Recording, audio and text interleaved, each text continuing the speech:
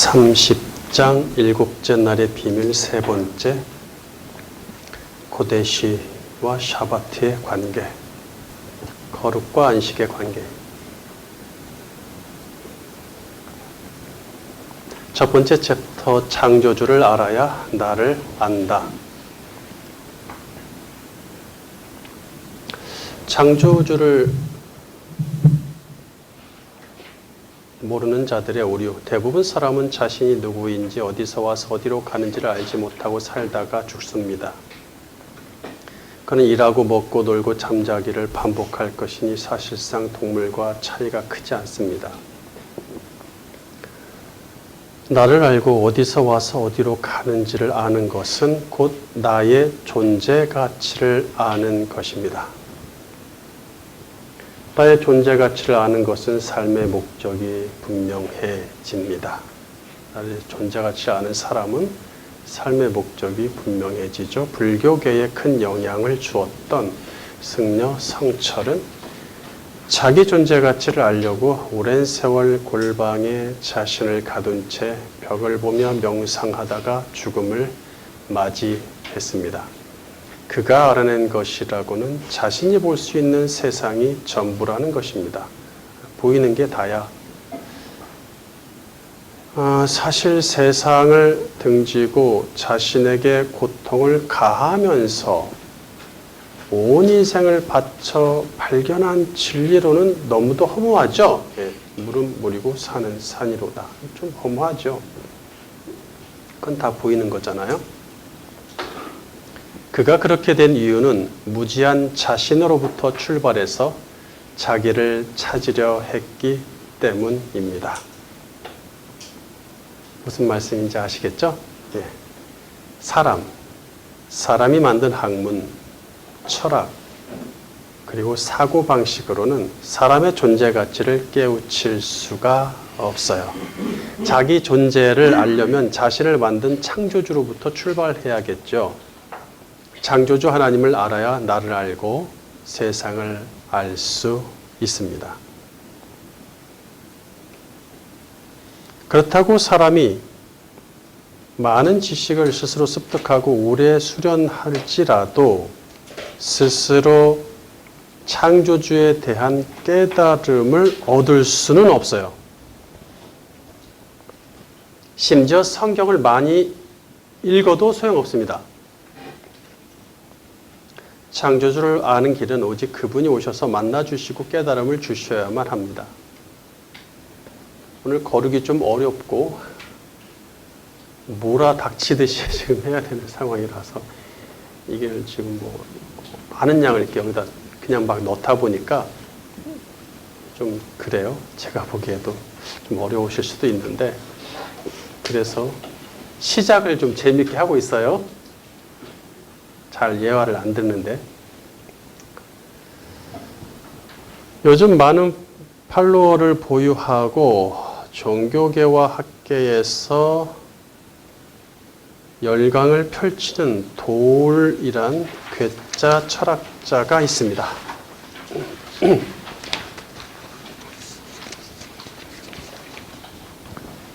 그는 목사도 아니고 신학을 전공하지도 않았는데 영어, 라틴어, 헬라어, 히브리어를 구사하면서 복음서와 바울에 대해 강론하며 성경과 하나님과 예수님에 관해 논합니다. 신학생뿐 아니라 목사 중에도 그를 추종하며 그의 강의를 즐겨 듣습니다. 한때 도울의 심취한 신대원 동기 목사에게 도울 사상의 문제점을 지적하며 그의 강의를 듣지 말라고 심각하게 충고한 적도 있어요.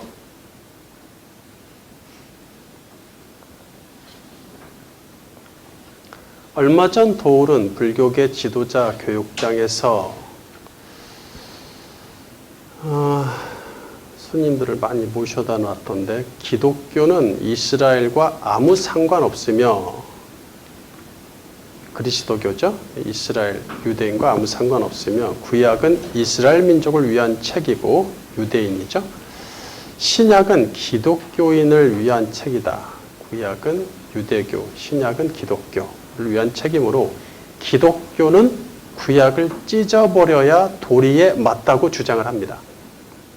또 구약은 역사가 진행되는 동안에 쓰인 것이 아니라 바벨론 포로 이후에 그들이 거기 잡혀가가지고 할 일 없어서 고향 땅 생각하면서 야, 안 되겠다. 글이라도 쓰자 해서 유대인이 문학적 상상력을 동원하여서 사후에 쓴 책이라고 주장을 합니다.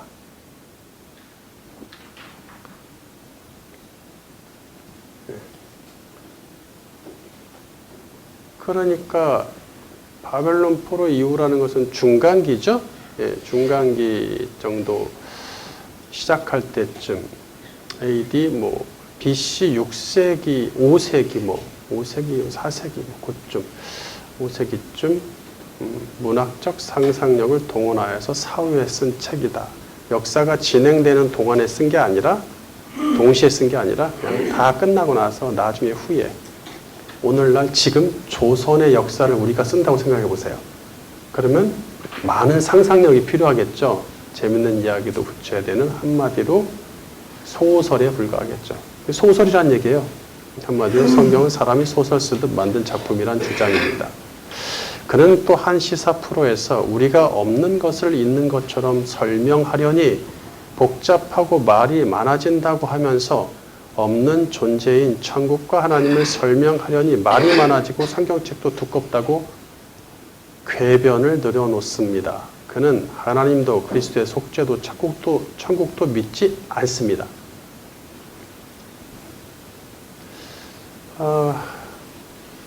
그의 강의를 즐겨 듣는 목사님들이 좀 보셔야 될 텐데 안타깝네요.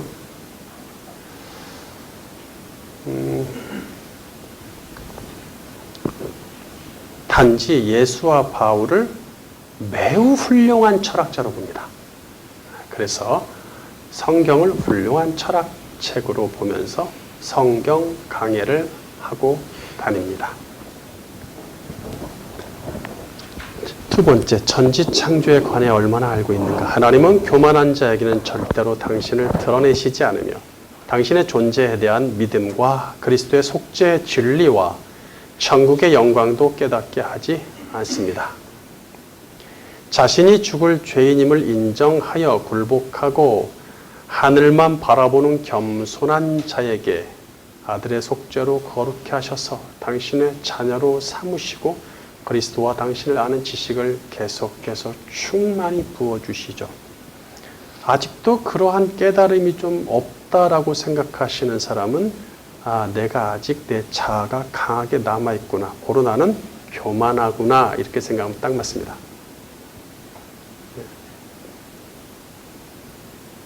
나는 아무것도 아닌 아파리에 불과합니다. 라고 그분 앞에 두 손 들고 굴복해야만 될까 말까입니다. 거룩하신 하나님은 거룩게 된 자녀에게만 당신을 드러내기를 즐겨 하시는데 그 과정에서 하나님을 아는 지식이 쌓입니다. 하나님을 알면 자기 자신을 알고 삶의 목표가 분명해지며 세상의 모든 원리를 깨우칩니다. 세상의 모든 원리를 깨우칩니다.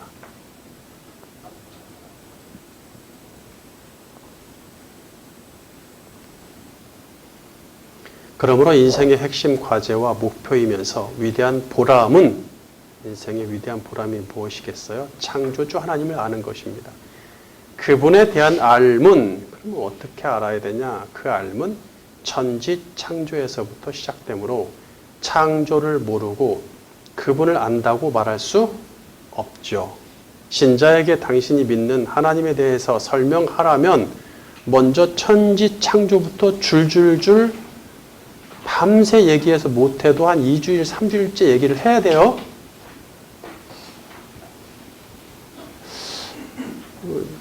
창조에 대해서 설명하라니까 첫째 날 무엇을 만들고 빛을 만드시고 둘째 날, 셋째 날, 둘째 날 땅과 하늘을 만드시고 셋째 날 그러더니 다시 식물이 나오고 여섯째 날 어쩌고저쩌고 사람을 만드시고 일곱째 날 안식하셨다 정도로 얘기하고 그치죠.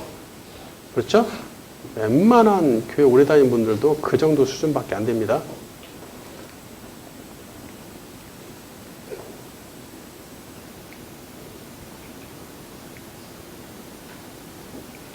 이것은 하나님을 전혀 모르는 상태이며 자기가 믿는 신이 누구인지도 모르고 종교 생활을 하는 사람입니다. 교회 좀 다녔다는 사람이 어린이 주일학교 때나 배운 수준의 천지창조 지식이라면 전혀 믿음이 성장하지도 않았고 주를 아는 지식도 성숙하지 못한 상태입니다.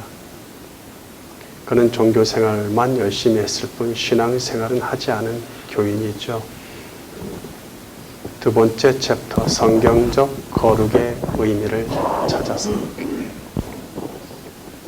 혹시 성경을 연구하고 그분을 알기 위해서 고민하다가 몸살 나신 적 있습니까? 밥 먹자고 일하다가 몸살 나신 분.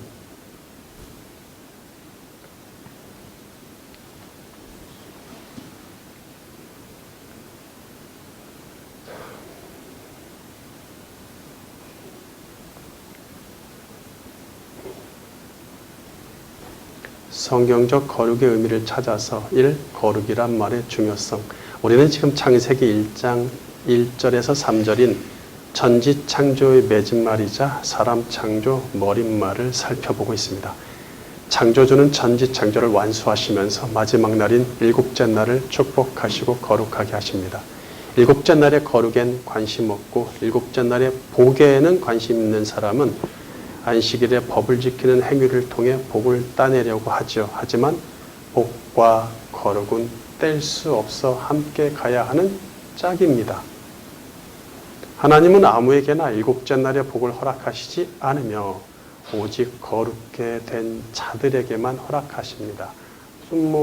주일이 안식일이 주일로 바뀌었다 해서 주일 나와서 썬데이 선자 열심히 예배드리고 식당 봉사하고 주일 나와서 그렇게 갖고 되는 게 아니에요. 그거는 아무것도 아닙니다.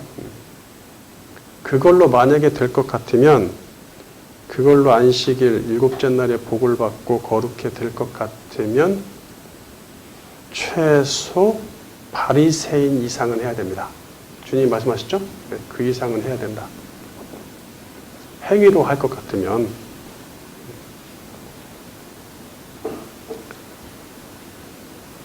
그러니까 일곱째 날의 복은 오직 거룩게 된 자에게 허락하신다. 따라서 거룩이 먼저지요. 그렇다면 내가 원하면 언제든지 거룩해질 수 있을까요? 일곱째 날의 복과 거룩함을 위해 옛시대 이스라엘 민족에게 첫째 뭘 주시죠? 안식일을 제정해 주시죠. 그런데 그러면서 샤바트의 규례가 생기는데 그런데 그들은 거룩게 되는 일에 실패하니 적어도 거룩게 되는 일은 만만치 않음이 분명하죠. 그리고 거기에 목숨을 걸고 주일날 침도 안 뱉고 걸음도 몇 걸음 못 걷고 밥도 못 해 먹고 진짜 피죽도 못 먹어가면서 안식일 지켰던 유대인한테도 야 니들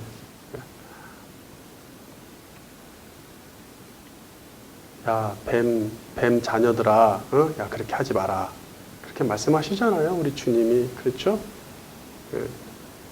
근데 게다가 오늘날 우리는 율법 즉 일곱째 날과 관련된 샤바트의 규례를 지키지 않는 신약 시대를 살아가고 있단 말이에요. 우리 율법을 안 지켜요. 이방인들인데 과연 우리가 어떻게 거룩게 될 수 있으며 일곱째 날의 복과 거룩함이 우리에게 무슨 상관이 있을까요? 별 상관이 없다고 생각하니까 그 깊이 생각은 안 할 수는 있겠죠. 하지만 이게 그렇게 넘어갈 문제는 아니에요. 왜냐? 샤바트가 어디까지 이어지죠? 천국까지 이어집니다. 샤바트의 이야기는 천국까지 연결되기 때문에 그리고 중간에 예수 그리스도와 연결돼서 그렇게 그 다음에 복에 대해서도 우리가 충분히 얘기했죠. 복에 대해서 바라크의 복과 헤시엘의 복 그리고 다 율로게어 마카리오스 다 했었죠. 전지창조가 막 완성되었고 아직 인류의 역사가 시작되지 않은 시점에서 거룩함에 관해 언급하심은 매우 특이합니다. 거룩이란 단어가 최초 등장했죠. 이는 창조 세상에서 거룩이 그만큼 중대한 주제임을 암시해주고 있습니다. 이를 입증하듯이 거룩이란 말이 성경에서 개역개정 기준으로 성경마다 번역을 다 다르게 하기 때문에 개역개정 기준으로 520회 바른 성경은 더 많아요. 629회. 흠정력은 더 많습니다. 755회 나옵니다. 성경에. 개역개정이 좀 많이 적은 이유는 거룩이란 단어에 해당하는 것을 자꾸 딴 말로 번역을 하니까 이렇게 되는 거죠. 우리는 거룩이란 말을 너무 쉽게 말하지만 거룩이 무엇인지 설명할 수 있는 사람은 많지 않은 듯해요. 나도 거룩하고 너도 거룩하고 우리 모두 거룩, 우리 교회 거룩, 입버릇처럼 말하지만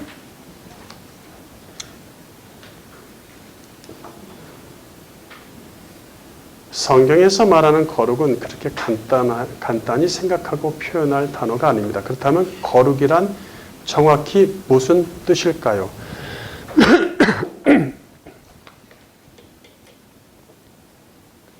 이토록 중요한 말임에도 불구하고 성경적 거룩의 개념을 명확히 아는 사람이 많지 않아 보이죠? 성경적 거룩을 한마디로 정의하기도 쉽지 않아요. 우리가 명사처럼 사용하는 거룩, 자, 이제 단어 분석까지 들어갈 수밖에 없어요. 상황이 이렇다 보니까.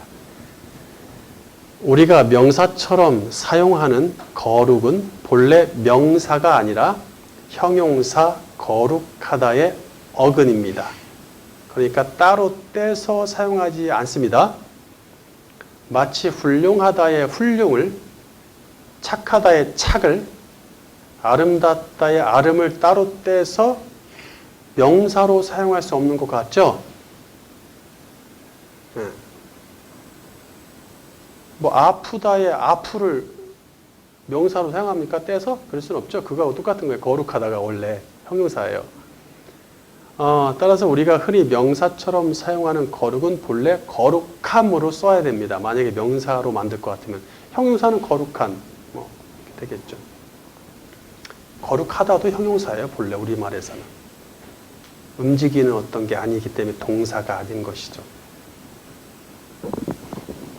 그럼에도 오랫동안 교회는 거룩이란 말을 사용해 왔으므로 편의상 본 교재도 거룩이란 말을 쓰겠습니다. 그렇지 않아도 복잡하고 할 말도 많은데 이것마저 다르게 말해버리면 헷갈릴 것 같으니까 그냥 받아들일게요.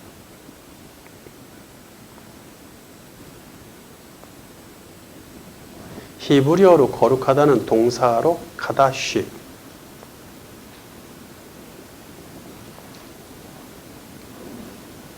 거룩한은 형용사 카도시, 거룩함은 명사 코데시입니다. 카다시, 카도시, 코데시. 동사 카다시는 175회, 형용사 카도시는 119회, 명사 코데시는 468에 사용돼서 카다시가 히브리어에서는 동사로 구분이 됩니다. 동사입니다. 하지만 한글에서는 거룩하다가 동사가 아니라 그래서 형용사의 본래 따지자면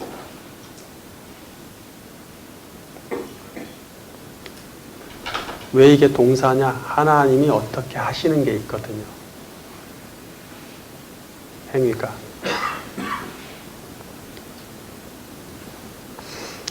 명사 코데시는 468회 사용되어 구약에서만 거룩을 의미하는 단어가 총 842회 사용되었습니다.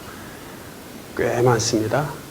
꽤 엄청 많은 거예요. 본장에서는 거룩을 이야기할 때 가다시, 카도시, 코데시 중에 대표로 코데시라고 할게요. 코데시 계열의 단어, 코데시라고 하면 그냥 다 통틀어서 하는 말이다 이렇게 이해하시면 돼요. 코데시를 제가 뽑을게요. 명사로. 두 번째, 코데시를 순 우리말로 거룩함이라고 정의할 수 있는가? 카다시를 대표로 하든지 카도시를 하든지 상관은 없어요. 그냥 명사 코데시가 많이 쓰였기 때문에 그냥 뽑은 거예요. 대표로. 보통은 이제 동사 카다시를 많이 하기도 하고 어떤 사람은 카도시를 대표로 얘기하기도 합니다. 두 번째, 코데시를 순 우리말로 거룩함이라고 정의할 수 있는가? 장조주는 최초 7째 날에 코데시를 수요 지정하셨습니다. 창세기 2장 3절 하나님이 그 7째 날을 복되게 하사 거룩하게 하셨으니 이는 하나님이 그 창조하시며 만드시던 모든 일을 마치시고 그날에 안식하셨음이니라. 거룩하게 하셨다. 이게 카다시 동사로 나왔죠. 여기서는. 이 당시 창조물은 스스로 코데시를 추구하거나 창출할 재간이 전혀 없습니다. 이는 코데시가 사람이 아닌 하나님으로부터 나온다는 증거입니다. 지금 이제 막 만들어진 세상인데요. 코데시를 수요하며 좌지우지하시는 분은 오직 창조주십니다. 따라서 창조물과 창조세계에 코데시를 적용하기 전에 먼저 그 출처이신 창조주의 성품으로서의 코데시를 논해야 할 것입니다. 사전에서 거룩하다란 뜻이 매우 높고 위대하다입니다. 우리나라 국어사전에서 거룩하다는 뜻이 매우 높고 위대하다. 코데시를 한글 거룩하다로 번역, 정의한다면 국어사전을 그대로 가져오면 하나님은 뜻이 매우 높고 위대하다는 말이 되겠죠? 사실 높다 또는 위대하다라는 뜻의 히브리어가 따로 있어요. 전문 용어가. 하나님을 향해 높으시다라고 할 때 주로 알라 계열의 단어를 쓰고 또는 룸 계열의 단어를 씁니다. 계열이란 말을 쓴 것은 명사형, 형용사형, 동사형 다 합쳐서 그냥 계열이라고 할게요. 알라 계열, 룸 계열.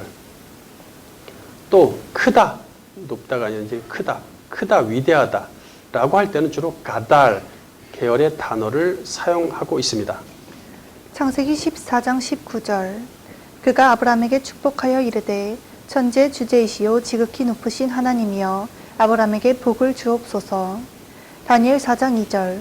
지극히 높으신 하나님이 내게 행하신 이적과 놀라운 일을 내가 알게 하기를 즐겨하노라. 미가 6장 6절. 내가 무엇을 가지고 여호와 앞에 나아가며 높으신 하나님께 경배할까? 내가 번제물로 일련된 송아지를 가지고 그 앞에 나아갈까? 시편 71편 19절. 하나님이여 주의 의가 또한 지극히 높으시나이다. 하나님이여 주께서 큰 일을 행하셨사오니 누가 주와 같으리이까? 시편 69편 30절. 내가 노래로 하나님의 이름을 찬송하며 감사함으로 하나님을 위대하시다 하리니. 시편 99편 2절. 시온에 계시는 여호와는 위대하시고 모든 민족보다 높으시도다. 주의 크고 두려운 이름을 찬송할지니 그는 거룩하심이로다. 자, 이렇게 알라, 룸, 가달 계열이 높다, 크다, 위대하다라고 전문으로 사용되는 단어예요. 그러니까 우리가 거룩하다가 높고 위대하다라는 뜻인데 하나님이 거룩하다라고 할 것 같으면 하나님 높고 위대하다는 뜻인데 높고 위대하다는 전문 단어가 있단 말이야 따로. 그런데 이거를 코데시를 쓸 수 있을까 이런 의문이 생긴다는 얘기야. 게다가 위에 시편 99편 맨 마지막 구절에 보면 시편 99편에 보면 가달과 룸과 코데시 계열 동사가 동시에 나오는 경우가 있는 거죠. 이렇게. 동시에 나온다는 것은 신중하게 번역해야 돼, 구별해야 된다는 얘기겠죠. 시인은 이 세 가지 단어가 각각 고유의 뜻을 품고 있다고 보았으니 적어도 같은 의미로 취급하고 싶진 않을 것입니다. 그러니까 시편 99편 2절에 3절에 보면 그분은 위대하고 높고 크고 이미 나왔죠?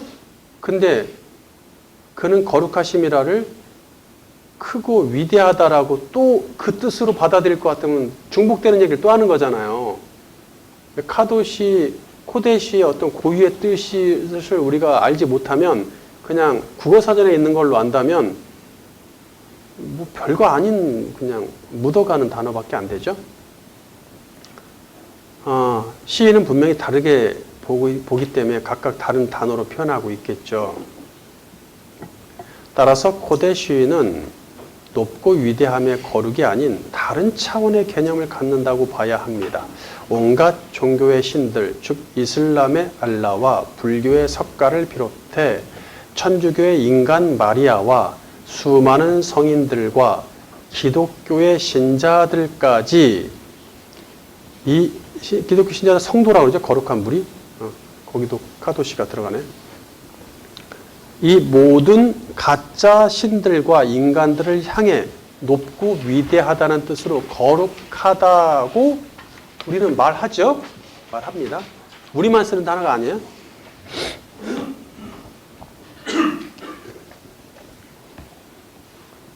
그런데 유일신 창조주 하나님도 그들과 같은 수준으로 거룩하다고 표현할 수 있을까요? 따라서 하나님의 속성으로서의 코데시는 사전적 의미의 거룩으로 정의할 수준은 아닌 것처럼 보입니다.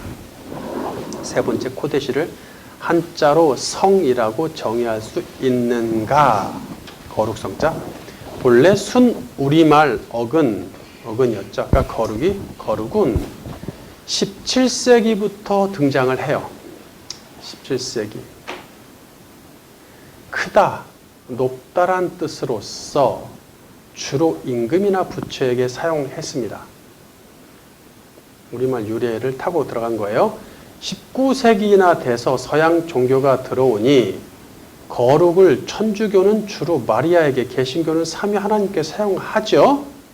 이후 자연스럽게 거룩은 신을 표현하는 종교 용어가 되면서, 원래는 종교 용어가 아니었어요. 종교 용어가 되면서 성스럽고 위대하다는 뜻으로 정의가 바뀌기 시작하는 거예요. 원래 거룩이란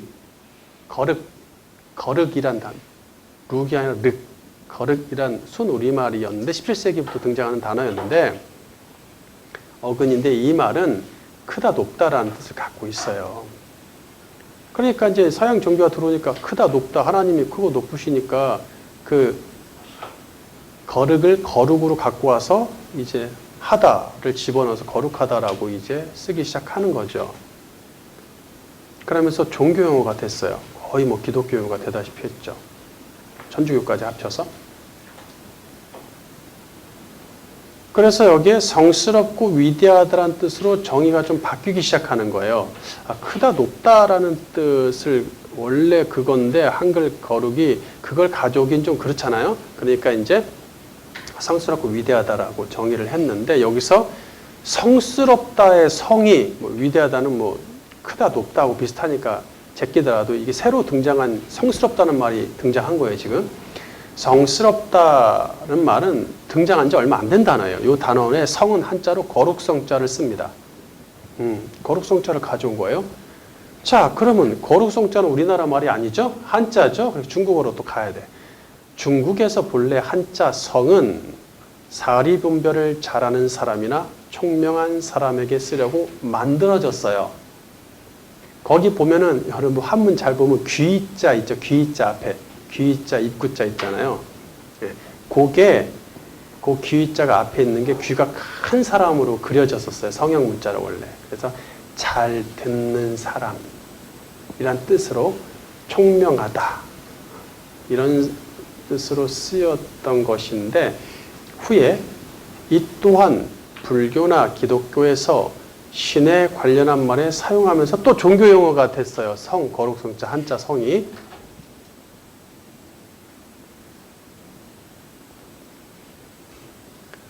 (19세기) 이후 중국과 한국에 들어온 기독교는 카도시가 아니라 코데시라고 하기로 했죠. 고대시를 번역할 한자와 한글을 찾는데 고심했을 것입니다. 크고 높다는 뜻의 거룩과 총명한 사람을 뜻하는 성, 한자 성을 고대시에 해당하는 말로 선택했고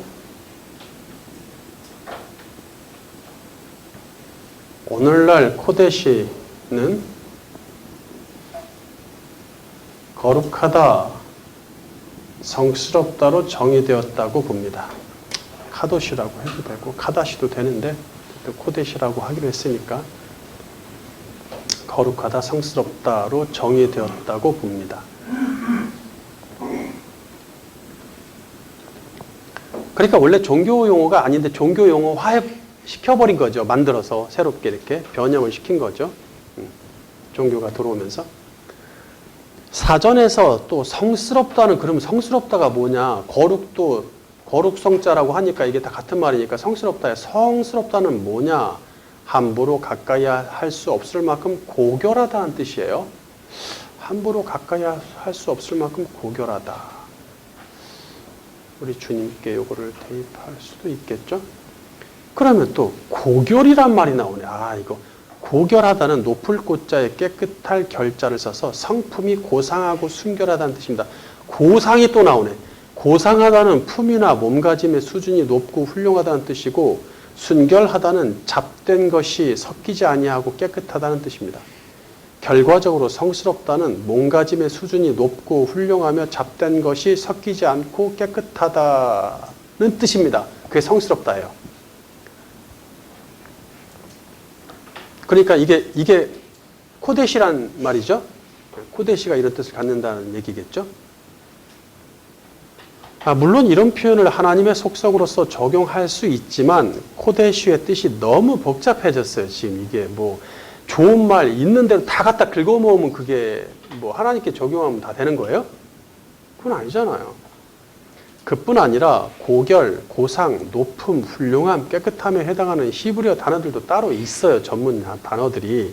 우리는 창조주 하나님의 속성을 표현하고자 이 세상에 존재하는 긍정적이고 멋진 단어들과 온갖 미사여구를 동원할 수는 있습니다. 하지만 구약 성경에서 하나님을 표현하는 단 하나의 단어, 코데시의 뜻을 그렇게 불명확하고 복잡하게 만들 수는 없어요. 하다도 안 되니까 말까지 만들어가면서까지 할 필요가 있냐는 것이죠. 우리는 없을까? 마땅하게 없어서 이게 지금 이렇게 한국에서 한문까지 동원하고 뭐 중국어의 영향을 받을 수밖에 없는 건 사실입니다. 중국이 먼저 들어왔기 때문에, 기독교가 훨씬 먼저 들어왔기 때문에 선배죠. 그러니까 그 영향을 받을 수, 우리 성경도 다 옛날 성경 다 한문으로 되어 있는 것처럼. 세 번째 챕터, 코데시의 근본적 개념을 찾아서. 1. 코데시는 구별의 의미가 있다. 이제 코데시의 근본적 개념을 찾아야 합니다. 코데시란 단어는 창조주께도 사용되고 피조물에게도 사용되죠? 네. 하나님도 거룩하고 우리도 거룩하다고 하니까, 그러면 편의상 코데시가 창조주에게 사용된 경우를 창조주의 코데시라 칭하고, 피조물에게 사용된, 사람을 비롯해서 피조물에게 사용된 경우를 피조물의 코데시라 칭하겠습니다. 코데시를 거룩하다 또는 성스럽다로 정의하기엔 부족함이 있다고 우리가 앞에서 입증을 했죠? 예, 좀 부족해요. 그렇게 하기는. 그래서 해석자들은 코데시를 구별의 의미로 설명합니다. 구별의 의미로.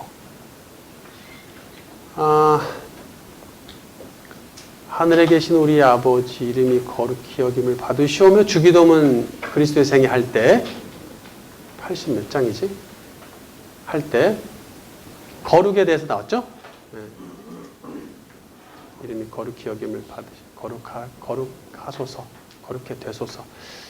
그럴 때에도 제가 구별의 의미로만 얘기하고 그 정도 수준에서 멈췄어요. 거기서는 그 정도 수준으로 멈췄어요.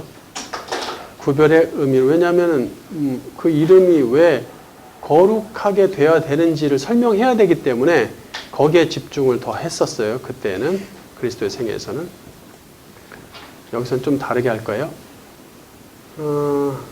그래서 구별의 의미로 설명을 하기 시작한단 말이에요. 학자들이. 곧 이는 하나님을 향해 하나님을 위해 세속과 범상함으로부터 구별해둠을 말하며 이를 거룩한 구별이란 뜻으로 성별이라고도 하죠. 거룩성자가 또 들어가네. 성별. 자, 범상함이라는 것은 각주 19번 중요하게 여길 만하지 아니하고 예사롭거나 흔하다. 일상 통상적인 것들, 이런 것들 얘기하겠죠.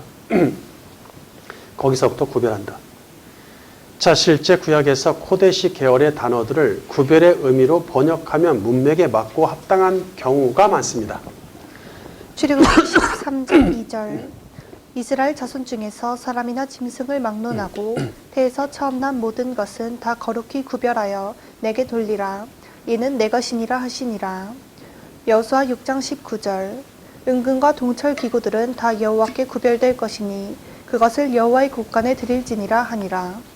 출애굽기 30장 26절. 너는 그것을 회막과 증거궤에 바르고 상과 그 모든 기구이며 등잔대와 그 기구이며 분향당과 및 번제당과 그 모든 기구와 물두멍과 그 받침에 발라 그것들을 지극히 거룩한 것으로 구별하라. 이것에 접촉하는 것은 모두 거룩하리라. 역대하 35장 3절. 또 여호와 앞에 구별되어서 온 이스라엘을 가르치는 레위 사람에게 이르되 거룩한 궤를 이스라엘 왕 다윗의 아들 솔로몬이 건축한 전 가운데 두고 다시는 너희 어깨에 메지 말고 마땅히 너희의 하나님 여호와와 그의 백성 이스라엘을 섬길 것이라. 레위기 21장 8절 흠정역. 그러므로 너는 그를 거룩히 구별할지니 이는 그가 내 하나님의 빵을 드리기 때문이니라. 그는 내게 거룩할지니 이는 너희를 거룩히 구별하는 나 주가 거룩하기 때문이니라. 느헤미야 3장 1절. 그때 대제사장 엘리야십이 그의 형제 제사장들과 함께 일어나 양문을 건축하여 성별하고 문짝을 달고 또 성벽을 건축하여 한메아 망대에서부터 하나넬 망대까지 성별하였고. 네. 자, 그러니까 출애굽기 13장 2절 같은 경우에 처음 난 것, 초태생을 전부 다 카다시 해라라고 하니까 개역개정이 거룩히 해라라고 하니까 조금 그런 것 같아서 구별하라라니까 좀 그래서 그런 것 같으니까 두 개를 합쳤어. 거룩히 구별하라. 뭐 이런 식으로 거룩히 구별하라는 말을 조금 잘 쓰는 것 같아요. 이렇게 큰 문제는 없어 보이죠? 구별의 의미를 갖는다. 맞습니다. 성별, 구별의 의미를 갖습니다. 두 번째, 그렇다면 코데시의 근본적 개념이 구별인가?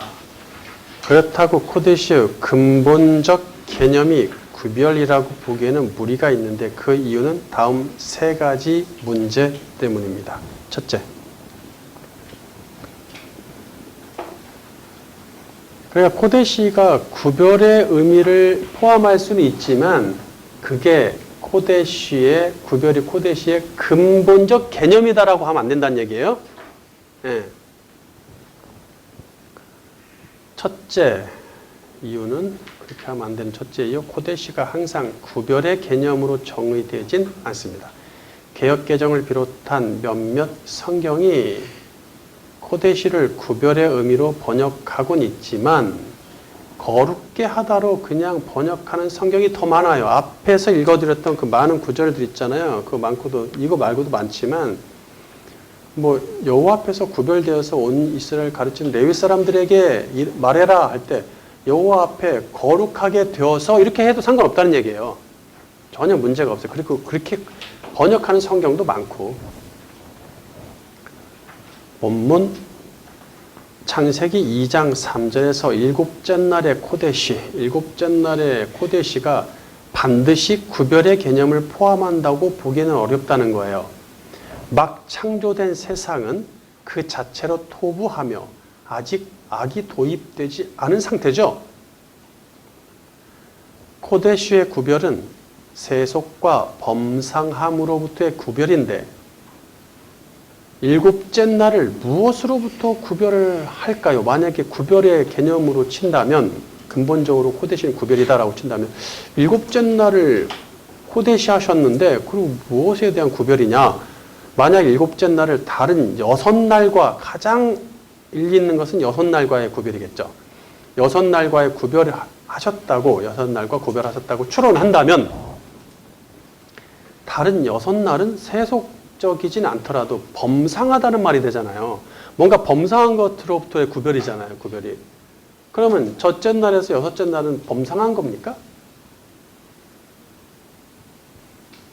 세속이란 말을 아예 쓰지도 못하고 지금 상황에서 세속이란 말 쓸 수가 없으니까 악이 들어오지도 않았으니까. 일곱째 날을 특별하게 지정하신 것은 분명하지만 그렇다고 나머지 6개의 날을 평범한 것은 아니라는 거예요. 6날과 그날들의 창조하신 피조물도 창조주의 작품이므로 특별합니다. 절대로 범상하지 않습니다. 그 다음에 둘째, 코데시가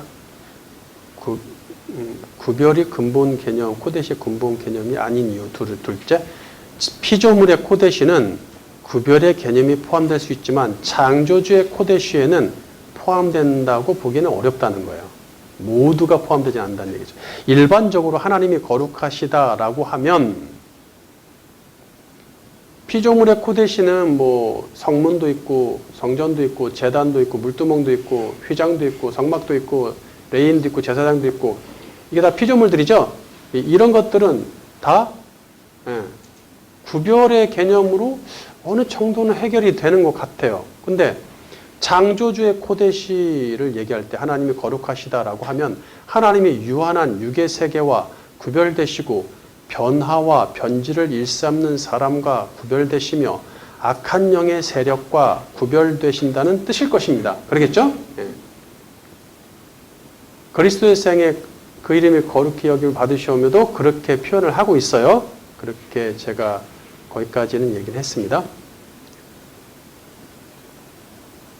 하지만 유한하고 변화와 변질과 악한 피조 세상은 악이 도입된 이후에 해당하는 상황이죠. 지금 아직 그런 상황이 아닌데 코데시란 말이 등장했단 말이야. 딱 하니. 그래서 문제란 얘기예요. 지금 딱 다 만드시고 일곱째 날 와 거룩한 상태에서 창조주 하나님은 이 세상이 창조되기 전부터 영원히 존재하시므로 그분이 어느 날 갑자기 세상에 악이 도입되고 세상이 더러워져서 구별이 필요하니까 그때부터 거룩해지신 겁니까? 아니죠. 본래 영원히 존재하시므로 영원하신 분은 시작과 끝이 없어요. 그분의 성향이 시작되거나 끝마치는 때가 없습니다. 성향이 바뀌거나 이런 게 없습니다. 그냥 쭉이에요. 쭉. 세상이 창조되기 전에도 여전히 거룩하셨습니다. 따라서 영원히 거룩하신 창조주께서 항상 피조 세계와의 구별을 취하실 필요가 없습니다. 그 다음에 세 번째 이유. 구별이 코데시의 근본적 개념이라고 보기 어려운 세 번째 이유. 구약에서 구별의 의미로 사용하는 대표적 단어들이 또 따로 있네.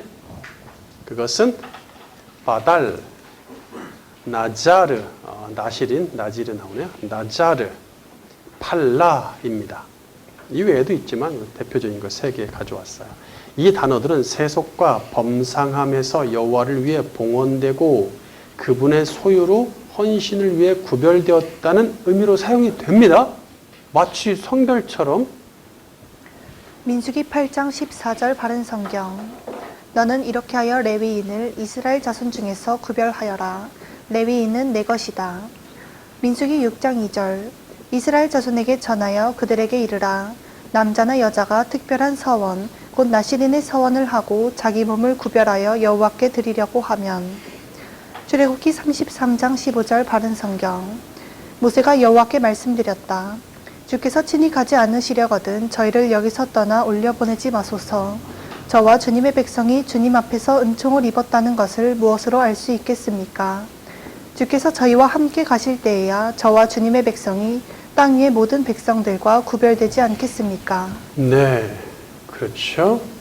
자, 바달, 나자르, 팔라 이런 단어들이 지금 그 성별, 구별, 따로 떼어놓는 어떤 의미, 세속과 범상으로부터 세상 사람들과로부터 구별, 다 이제 구별이 되고 있죠. 그런 단어로 쓰이고 있습니다. 그런 단어가 엄연히 있습니다. 자, 그러면 또 이제 확실히 하기 위해서 이처럼 구별의 의미를 갖는 단어가 카도시 단어와 동시에 사용되는 경우가 또 있단 말이에요. 응? 그러면 둘 다 구별하면 웃기잖아요. 카도시 계열의 단어와 이 구별을 의미하는 바달, 나자르, 팔라가 같이 쓰이는 경우도 있다는 얘기죠. 이는 카도시가 근본적으로 또는 항상 구별의 의미가 아니기 때문이겠죠. 레위기 10장 10절 바른 성경. 너희는 거룩한 것과 속된 것, 부정한 것과 정한 것을 구별하며. 레위기 20장 26절 바른 성경. 나 여호와가 거룩하니 너희도 내게 거룩하여라.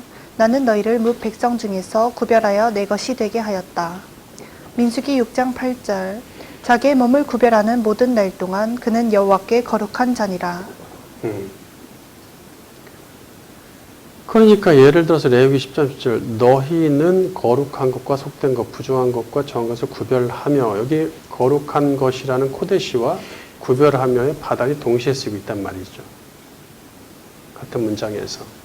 그럼 너희는 구별된 것과 성별된 것과 이거를 또 하기가 그렇죠. 뒤에 구별이 또 나오니까 바다리라는 단어가. 여기에는 또 거룩한 것이라고 썼단 말이에요. 이렇게 동시에 쓰이기 때문에 이게 애매해집니다. 세 번째, 코데시의 근본적 개념, 신성의 부여, 하나님과 결속. 피조물의 코데시는 종종 구별의 의미가 있습니다. 있지만 우리가 좀 더 깊이 들어가자는 거예요. 구별이 코데시의 근본적 개념은 아닙니다. 이제 코데시의 근본적 개념을 찾기 위해 그럼 어떻게 해야 되냐? 우리나라 말도 없어서 만드는 판국이니까 고대 역본으로 좀 가보자. 고대 역본으로 가보자. 구약 성경의 헬라어 역본이 70인역이죠. 셉투아진트. 이 70인역은 코데시를 하기오스로 번역을 합니다. 이름이 거룩히 여김을 받으시오면 그 하기오스죠. 헬라 문화에서 하기오스는 두려움의 대상으로서 신들에게 적용을 했습니다. 헬라 문화권에서. 자, 그 다음에 구약 성경의 라틴어 역본인 불가타, 벌게이시라고도 하죠. 불가타는 코데시를 상투스로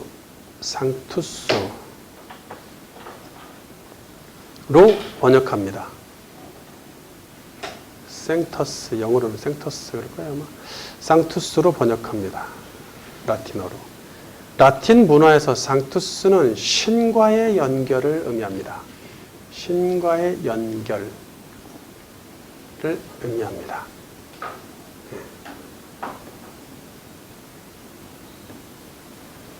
자, 그러니까 이 사람들은 이 코데시를 번역할 때 이 고대 사람들은 라틴어와 헬라 문화권에 있던 사람들이, 라틴 문화와 헬라 문화권에 있었던 고대 사람들이 코데시를 번역할 때 이런 단어를 가져왔다는 얘기죠.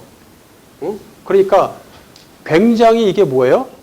뭐 우리가 어떻게 해서 되는 어떤 상태가 아닙니다. 이게 코데시가 신과 직결되는 뭔가 단어가 나와야 되는 거예요. 그렇죠? 코데시의 개념을 찾는 데 있어서 하나님과 직결시킬 필요가 있습니다. 우리는 지금까지 거룩이라고 하면 피조물이 창조주와 가까워지려는 어떤 행위와 조치에 초점을 두었습니다. 사람 입장에서 보는 거죠. 그래서 우리는 거룩해지려고 부단히 노력해야 하고 뭐 나 자신을 비롯해 우리의 것들을 성별해야 하는 행동 지침들을 가득 제시한단 말이에요.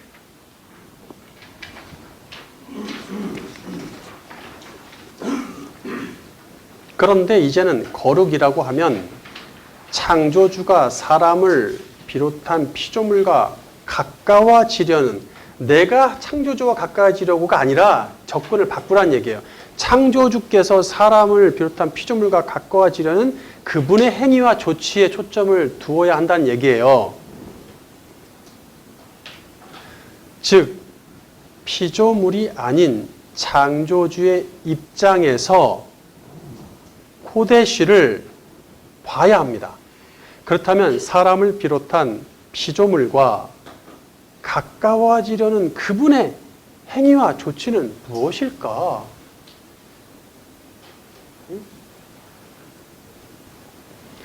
내가 그분과 가까워지려는 행위, 그래서 우리는 뭐 성별해야 되고 성별해야 되고 뭐 해야 되고 자꾸 이런 거 말고 그분이 우리한테 오시려고 그분이 하는 것으로 초점을 맞추니까 일단 그분한테 시선이 돌려졌죠? 그렇죠? 네, 그렇습니다. 그럼 어떤 행위와 조치냐? 그것은 당신의 신성을 부여하시는 것입니다. 자, 신성을 부여, 신성, 하나님, 신자에다가 성품, 성격, 성자입니다. 그렇죠? 디비너티.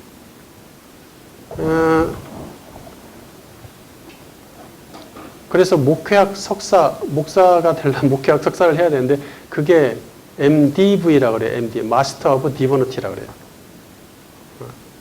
신성, 신에 관계된 신의 학문을 마스터한다 이런 얘기겠죠.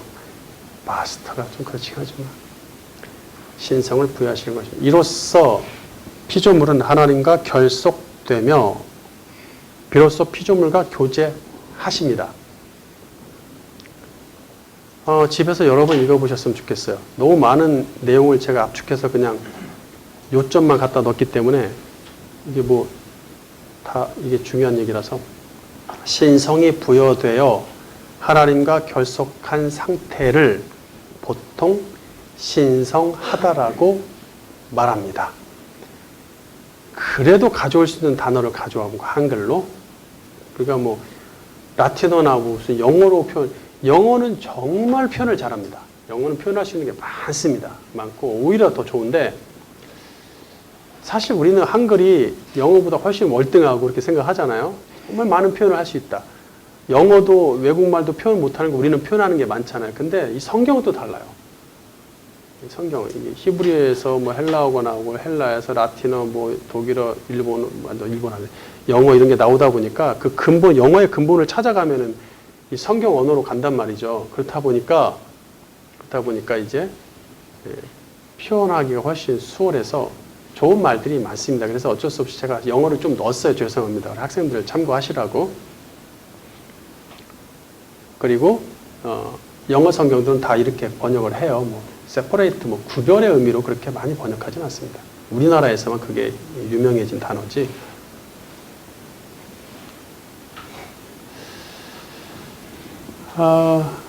그래서 신성이 부여되어 하나님과 결속한 상태를 보통 신성하다라고 말합니다. 여기서 신성하다라는 말, 우리나라에 신성하다라는 말이 있어요. 국어사전에. 신성은 거룩 성자를 씁니다. 하나님 신자, 신자는 그대로 가는데 앞에 당신의 신성을 부여하실 때는 신의 성품이었죠. 성품 성자를 썼는데 국어사전에서 신성하다라는 말밖에 없어서 그걸 가져왔는데 그 성은 거룩성자를 씁니다. 네, 거룩성자를 써요. 홀리, hallowed, sacred 이런 것들이 있죠. 이것은 거룩성자를 써서 하나님의 거룩한 속성이 반영됨을 의미합니다. 뭐 괜찮습니다. 큰 문제는 없어 보이긴 해요. 하나님의 거룩한 속성이 반영됨을 의미하겠죠. 코데시는 거룩의 신성보다는 성품의 신성에 더 가깝습니다. 무슨 얘기냐면 우리나라 사전에는 우리나라 말로 신성하다라는 말을 쓰긴 하는데 이 홀리나 이 영어에서의 뭐 hallowed, sacred 이런 단어는 성품이 들어가요. 신성, 신격이 들어가요. 근데 우리나라에서는 그런 말을 안 써요. 안 쓰기 때문에 신성하다라고 하면 거룩성자를 가져옵니다. 거룩성자가 아주 기독교 용어로 딱 박혀 있어서 거룩성자를 가져와서 특히 카톨릭이 천주교가 큰 동조를, 거기에 큰 영향을 줬죠. 거룩성자를 가져오는데 그들은 성자를 우리보다 더 많이 쓰거든요. 거룩성자를. 우리 웬만하면 사람한테 잘 안 쓰잖아요. 근데 그들 성자들이 있어가지고, 세인트들이 많아가지고, 그들을 다 섬기고, 그들한테 기도하고, 그들 축제일에 같이 놀고, 먹고, 울고, 웃고 한단 말이죠. 마리아를 비롯해서. 자, 코데시는 거룩의 신성보다는, 거룩성자를 쓴 신성보다는 성품성자를 쓴 신성에 더 가깝다는 것을 염두에 두십시오. 교회는 오랫동안 신성하다는 말을 사용해 왔으므로 본 교재도 코데시를 설명함에 있어서 신성하다라는 말을 사용하겠습니다. 더 신성 또는 신격 이 정도인데 단 이 신성함은 하나님이 당신의 성품을 부여하셔서 신성이 반영된 상태임을 염두에 두자는 얘기죠. 성품 성자를 염두에 두십시다. 성품 성자를 써서 신성하다라는 말은 없기 때문에 그래요. 없더라고요. 그러니까 신성이 신의 성품인데 신성하다, 신의 성품하다 이게 이상하잖아요. 말이 안 돼요. 신의 성품을 어떻게 합니까? 이게 안 되니까 그런 어려움이 있어요. 근데 거룩성자를 쓰는데 신의 거룩함이 들어간다라는 의미로 발현된다는 의미, 신성하다는 말을 만들었다는 얘기예요. 네, 이게 없는 말이었는데.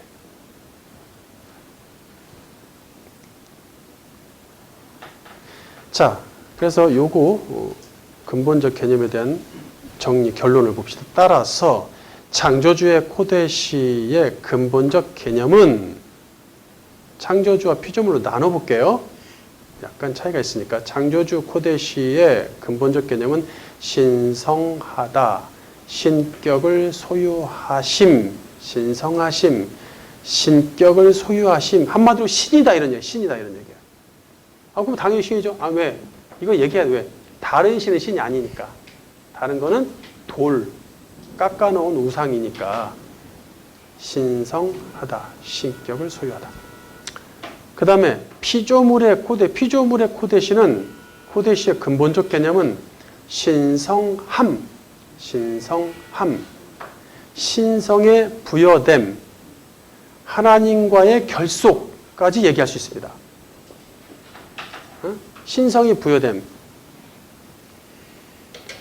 그러니까 우리도 신성할 수 있다는 얘기예요. 무슨 얘기인지 아시겠죠? 네, 이제 뒤에 이제 그게 얘기가 나올 거예요. 신성이 부여된 거죠. 네 번째 챕터, 거룩 명제와 다시 임하실 창조주의 코데시. 1. 거룩 명제. 나의 거룩함 때문에 너희도 거룩하다. 하나님과 그 백성의 거룩에 관해 말씀하실 때 자주 등장하는 명제가 하나 있죠? 자, 그것이 내가 거룩하니 너희도 거룩하라. 이건 뭐 구약의 주제죠. 레위기의 주제이며 율법의 주제이고 막 이러잖아요. 그런데 이것을 거룩 명제라고 할게요.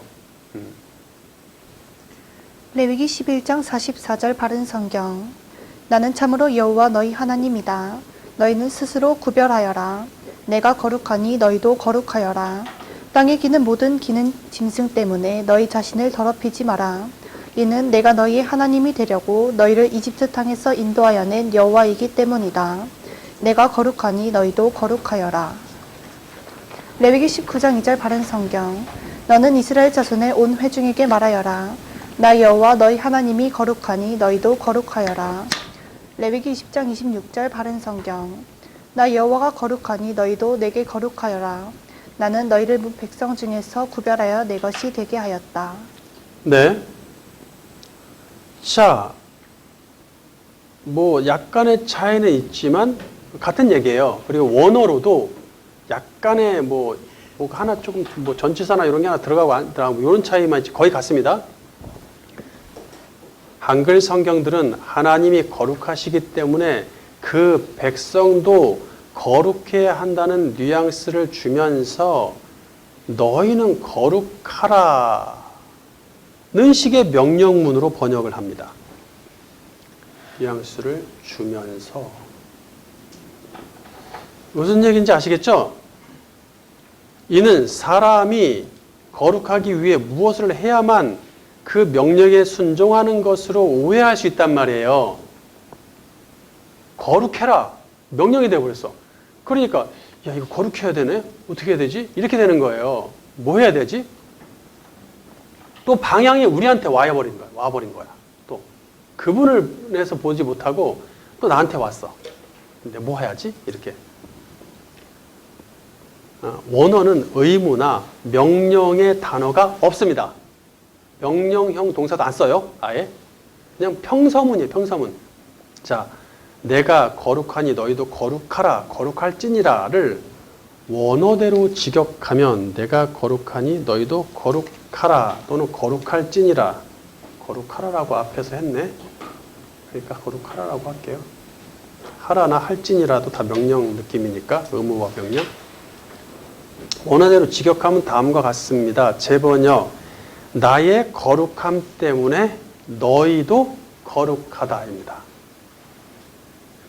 나의 거룩함으로 인해서 너희도 거룩하다예요. 거룩하다예요. 하다. 또는 조금 좀 시제를 바꿀 것 같으면 원래는 히브리에 시제가 없다 그랬죠? 나의 거룩함 때문에 너희도 거룩할 것이다. 약간 미래는 갈 수 있습니다. 영어 성경 중에 미래로 쓰는 성경이 종종 있어요. 그런데 그렇게 하지 말고 이거는 계속적인 의미가 있으니까 나의 거룩함 때문에 너희도 거룩하다. 현재형으로 쓰는 게 좋을 것 같아요. 미래로 쓰는 성경, 현재로 번역하는 성경, 과거로 번역하는 건 뭐 그냥 뒤죽박죽인데 현재가 좋은 것 같아요. 나의 거룩함 때문에 너희도 거룩하다. 또는 나는 거룩하기 때문에 너희도 거룩하다. 이러고도 괜찮습니다. 근데 여기서는 거룩함 때문에라고 하는 게 더 좋을 것 같아요. 재번역 두 번째를 넣은 건 뭐냐면 요거는 참고를 하시라고 넣은 거예요. 뭐냐면 거룩이란 카도시가 뭐예요? 코데시가 신성과 관련된, 신격과 관련된다 그랬죠? 예, 신격을 포함하고 있기 때문에 나의 신성 때문에 너희도 신성하다. 이렇게 되는 거예요. 나의 신성이라고 할 때 앞에는 성품 성자를 쓰겠죠. 그게 또 너희도 신성하다 할 때 신성하다는 뭐예요? 거룩 성자를 써야 할 수밖에 없겠죠. 왜? 신성하다는 거룩 성자밖에 없으니까. 그래서 상관없습니다. 우리가 기본적인 개념을 알았으니까. 자, 그러니까 여기서 뭐 하라는 게 나왔어요? 없잖아요. 뭐 하고 뭘 해야 된다. 우리의 의무가 있습니까? 없어요. 무엇을 해야만 거룩해지는 것이 아닙니다. 자, 보십시오. 여기 보니까 여기도 나와 있네. 레위기 20장 26절. 레위기 20장 26절에 보니까 나 여호와가 거룩하니 너희도 내게 거룩하여라. 나는 너희를 무백성 중에서 구별하여 내 것이 되게 하였다. 과거에 너를 구별해서 끄집어냈다라는 말을 하고 계시죠? 그러니까 이미 하나님은 이스라엘 백성은 당신의 백성으로 선택하셨죠? 선택하셨어요. 이미 선택했어요. 그 다음에 애굽에서 구원하셨어요. 그리고 무백성 중에서 구별하셨어요. 뭘 해서 하신 겁니까? 세 가지. 뭘 했습니까? 이 사람들이? 안 했어. 안 했는데 이미 하신 거예요. 그냥 그분이 일방적으로 그렇게 하셨어요. 그들과 교제하시려고 당신이 스스로 이스라엘과 결속하신 거예요. 이미 그들은 여호와의 백성, 여호와의 총회이므로 신성이 그들에게 부여된 상태란 얘기죠. 그래서 그 증거로 뭐가 하는 거예요? 구름기든 불기든 그분의 임재가 같이 가는 거예요.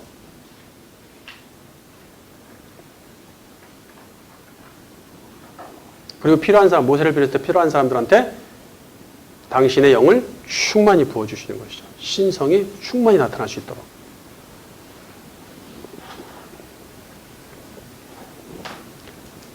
물론 구약에 부여된 신성이 한계가 있다는 것은 여러분이 짐작하실 수 있을 것 같아요. 그렇죠? 예.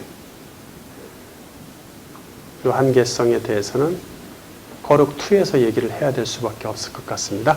이 거룩 명제가 나의 거룩함 때문에 너희도 거룩하다.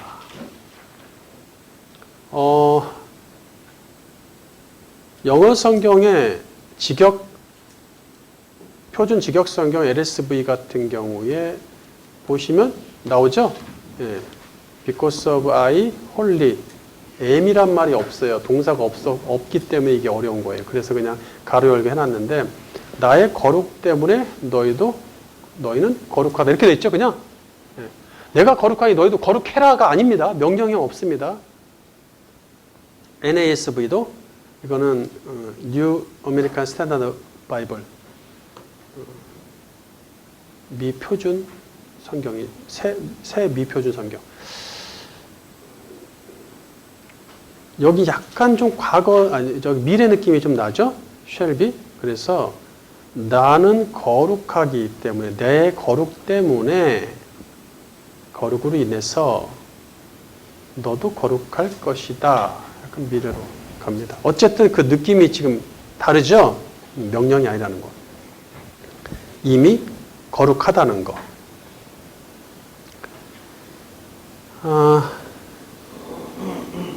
이 거룩 명제가 제시된 후 항상 어떤 요구사항으로 명령이 또 주어져요. 이 거룩 명제의 앞뒤를 보면 또 뭐가 할 게 있어요. 이래라 저래라. 그러니까 그걸 해야 거룩해지는 거 아니냐 이렇게 볼 수밖에 없단 말이에요. 문자적으로 보면 그렇게 대부분의 해석을 그렇게 해요. 그거 하고 저거 해야 거룩해지고 비둘기는 먹고 까마귀는 못 먹고 이렇게 있잖아요. 부정한 음식, 정한 음식, 뭘 해야 되고 뭐 해야 되고 막 할 게 엄청 많아요. 그게 이 겨룩 명제 앞뒤로 줄줄줄 섞여 있어요. 그러니까 이제 우리가 뭘 해야 거룩해지는 것처럼 얘기하는데 주님이 분명히 말씀하시거든요. 나는 이미 너희를 선택해서 데리고 왔다. 응? 고집어냈다. 그러니까 너희는 이미 부여된 상태의 신성이 거룩한 상태죠.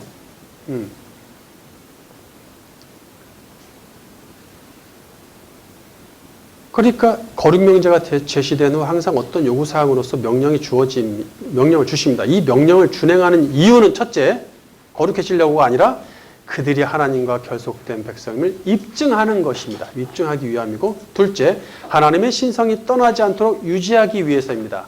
자, 이게 구약의 한계죠. 하나님의 영이 떠날 수도 있어요. 왔다 갔다 할 수 있어요. 지금은 아주 내주와서 안에 들어와 사시죠. 그 차이가 있기 때문에. 그래서 유지를 해야 되는 거예요. 거룩 명제는 하나님 편에서 먼저 맺으셨고 당신의 영으로 백성과 함께 하시지만 백성이 하나님을 떠나거나 멸시하면 무시해. 말씀 그 말씀 뭐하러 지켜? 하나님도 그러면 그들을 떠나시죠? 그러므로 그들의 거룩이 사라지는 거예요. 신성이 사라진다는 얘기예요. 민수기 15장 40절. 그리하여 너희가 내 모든 계명을 기억하고 행하면 너희의 하나님 앞에 거룩하리라. 거룩 명제를 지켜내기 위해 율법이란 명령을 주신다는 얘기예요. 대표적인 명령은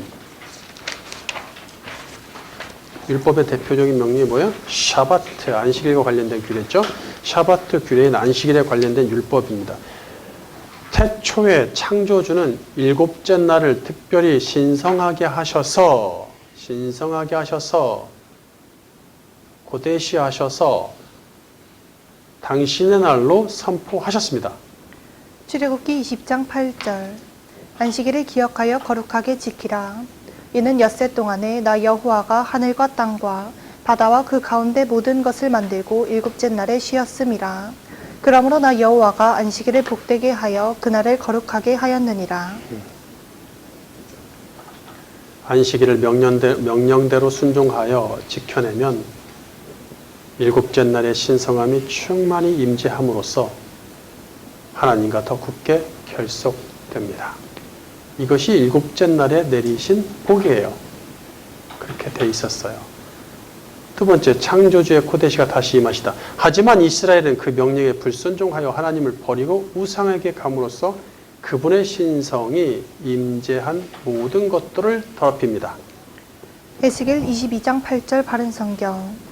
내가 내 성물들을 멸시하고 내 안식일들을 더럽혔으며 그 땅의 제사장들은 내 율법을 범하고 내 성물들을 모독하며 거룩한 것과 속된 것을 구별하지 아니하고 부정한 것과 정한 것을 구별할 수 있게 가르쳐주지도 아니하였으며 그들이 눈을 가리고 내 안식일을 보지 못함으로 그들 중에서 모욕을 당하였다. 네. 이거 혹시 범신론으로 오해하시면 안 됩니다. 큰일 나요.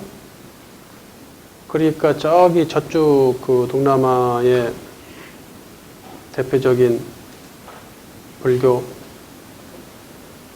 뭐 있죠? 불교 거기 그 동물들 다 섬기는 그 종교가 뭐지? 갑자기 생각 안 나지? 힌두교가 대표가 이제 불교도 그런 상황이 있지만 힌두교가 범신론이잖아요. 그래서 동물을 못 죽이는 거 거기도 신성이 들어가 있어요. 신이들 다 신이니까. 그렇게 생각하시면 안 됩니다.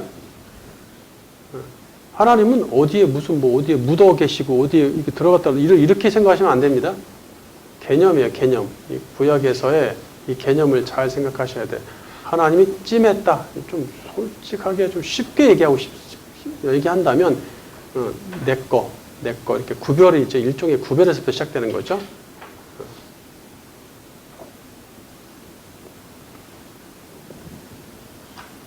그러니까 거기가 당신의 신성이 거기에 반영됐다. 이렇게 표현을 하는 거예요. 반영됐다. 어떤 물질적인 변화가 아닙니다.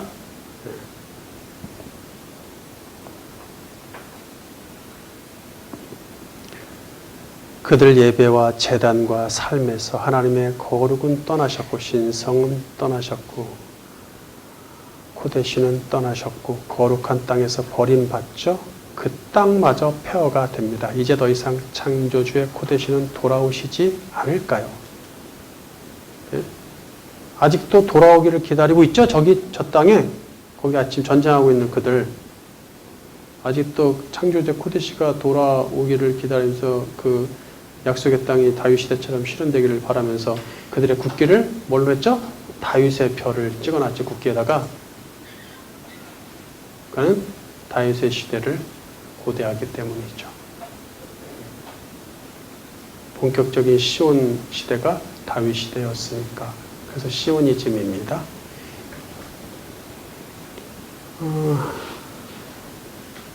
창조주의 코데시는 돌아오시지 않을까? 더 이상 피조물의 코데시는 기대할 수 없을까? 그렇지 않습니다. 이사야 17장 7절 바른 성경. 그날에 사람이 자기를 지으신 분을 쳐다보고 그 눈은 이스라엘의 거룩하신 분을 바라볼 것이며 그는 자기 손으로 만든 제단을 쳐다보지 않고 자기 손가락으로 만든 것, 곧 아세라나 분향 제단들을 바라보지 아니할 것이다. 내용이 좀 깊이 있게 들어가다 보니까 이제 이런 것도 조금 더 심도 있게 분석을 조금 해봅니다.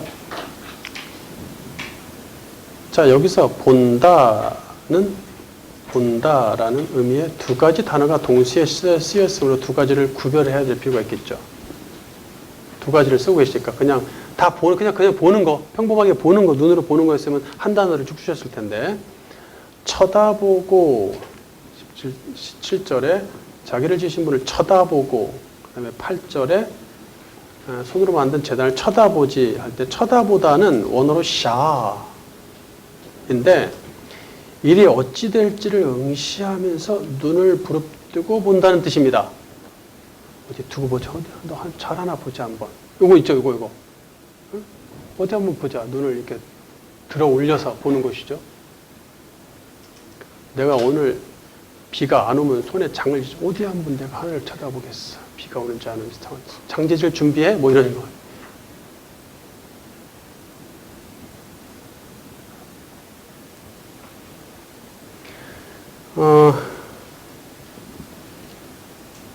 그 다음에 두 번째 이스라엘의 거룩하신 분을 바라볼 것이다 와 8절에 아세라나 분향제단을 바라보지 아니할 것이다. 바라보다 두 번 또 나왔죠.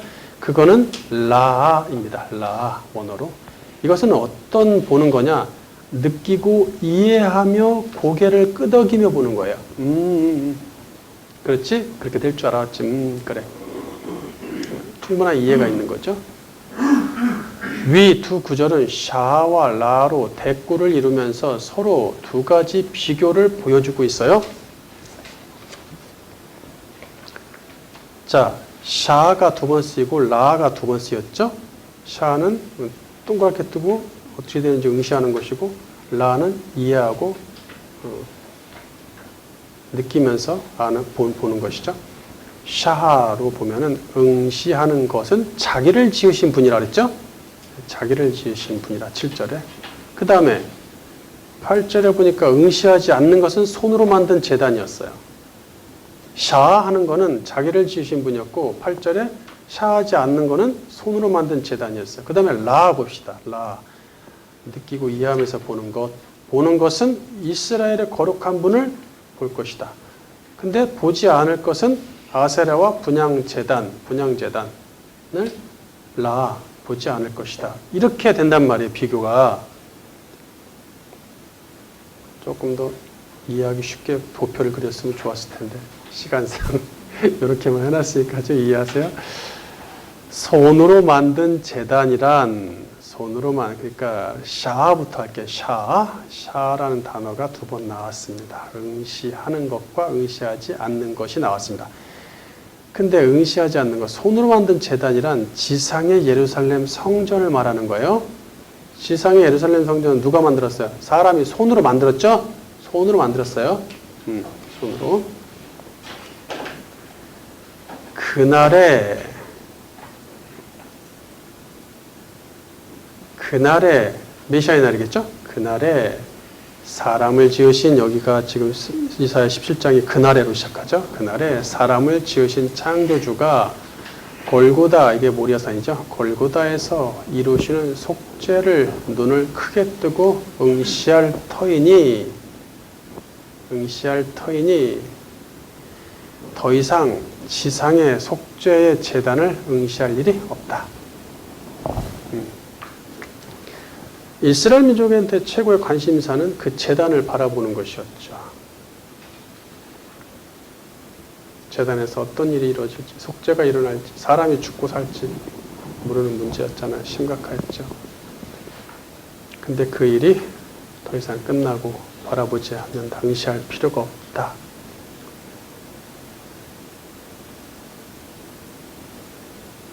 많은 사람들이 그 산에서 창조주를 봤죠.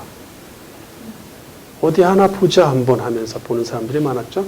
네가 하나님의 아들이니까 십자가에서 내려온다. 어디 한번 보자 응시하는 거 샤하했죠. 그런가 하면 그것을 아는 사람들은 멀리서 눈물로 응시했죠. 그분 이루실 것이다. 자, 그 다음에 두 번째 라 볼까요? 거룩한 분은 원어로 카도시인데 형용사죠 원래 카도시. 신격 또는 신성을 소유하신 분을 말합니다.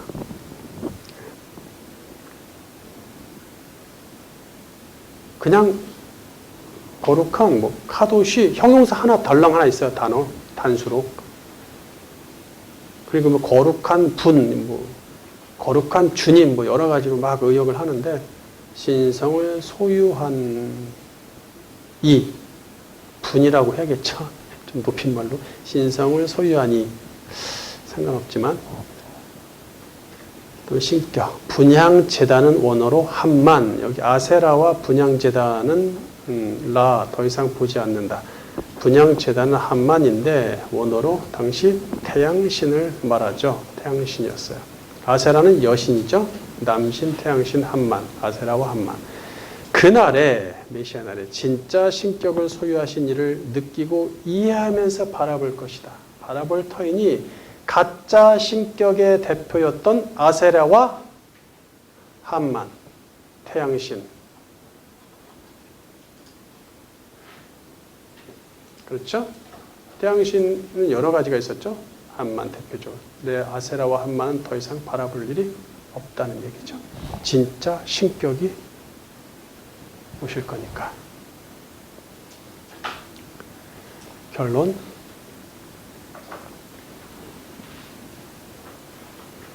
그렇게 우리 주 예수 그리스도께서 오셨고 사람들은 창조주께서 십자가에서 죽으심을 응시했습니다. 그들은 창조주의 코데시를 충만히 그분은 창조주의 코데시를 충만히 당신 삶에서 보여주시니 우리는 이해하고 느낄 뿐 아니라 그분을 사랑하며 따릅니다.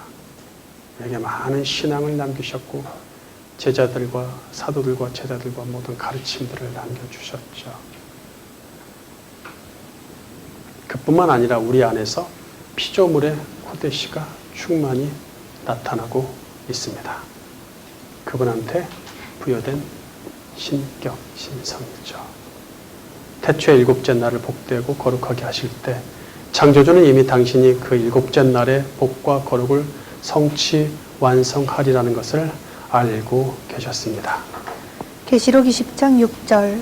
이 첫째 부활에 참여하는 자들은 복이 있고 거룩하도다. 둘째 사망이 그들을 다스리는 권세가 없고 도리어 그들이 하나님과 그리스도의 제사장이 되어 1000년 동안 그리스도와 더불어 왕노릇하리라.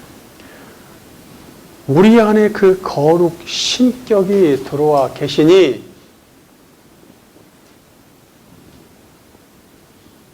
우리 안에 뭐가 있어요? 신성이 계세요. 신성. 신격이 계신다니까요. 우리는 신성을 소유하고 하나님의 형상으로 회복되었으며 첫째 부활에 참여하고 있습니다. 거듭남이죠. 영이 살아남. 약속된 복과 거룩이 우리에게 송두리째 주어졌습니다. 뭐 하신 거 있습니까 혹시? 나라를 살리셨어요. 교회라도 한 100채 지었습니까? 아무것도 한 게 없어요. 우리가. 근데 복과 거룩이 송두리째 우리한테 주어지는 것이죠. 둘째 사망이 우리를 다스리지 못할지니 그리스도와 함께 멋지게 다스리는, 주눅들며 사는 게 아니라 전전긍긍하는 것이 아니라 더 이상 이제 적당히 넘어져야겠죠. 그분과 함께 악한 영을 오히려 다스리는 멋진 성도가 되시기를 주님의 이름으로 축원합니다.